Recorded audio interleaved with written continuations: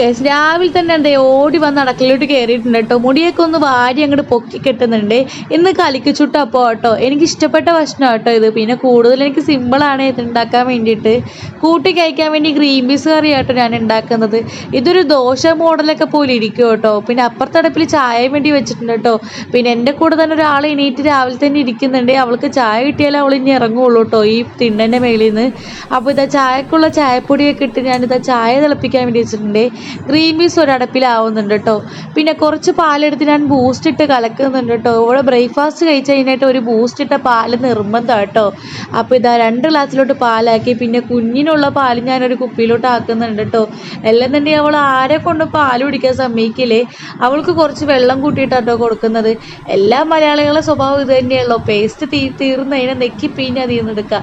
എല്ലാവരും എന്നെ പോലെ തന്നെ ആയിരിക്കും എന്ന് ഞാൻ വിചാരിക്കുന്നു. അപ്പോൾ ഇതാ ബ്രേക്ക്ഫാസ്റ്റിന് ഇക്കാക്കുള്ള അപ്പോക്ക് ഞാൻ ആ പ്ലേറ്റിലോട്ട് ഇട്ടിട്ട് ആദ്യം ഇക്കാക്ക് അങ്ങോട്ട് വിടാൻ ഓർത്തു കേട്ടോ. പണിക്ക് പോകണ്ടല്ലേ. അപ്പോൾ ഇതാ എനിക്കുള്ള ഭക്ഷണം ഞാൻ എടുക്കുന്നുണ്ട്. ഇന്ന് ഞാൻ നേരത്തെ കേട്ടോ ഫുഡ് കഴിക്കുന്നത്. എപ്പോൾ ഇക്കാക്ക പോയ ഉടനെ കേട്ടോ ഞാൻ കഴിക്കാറുള്ളത്. ഇന്ന് ഇക്കാക്കൻ്റെ കൂടെ തന്നെ കേട്ടോ ഇരുന്ന് കഴിക്കുന്നത്. അപ്പോൾ ഇതാ ചായയൊക്കെ എടുത്ത് ഞാനും കൂടെ പോവാട്ടോ കഴിക്കാൻ വേണ്ടിയിട്ട്. അപ്പോൾ നല്ല ടേസ്റ്റ് ഉണ്ട്. ഞാൻ ഗ്രീൻ പീസ് കറി എടുത്തില്ല കേട്ടോ. ഞാൻ മീൻ കറിയാണ് എടുത്തത്. എനിക്ക് ഭയങ്കര ഇഷ്ടം കേട്ടോ തലേന്നത്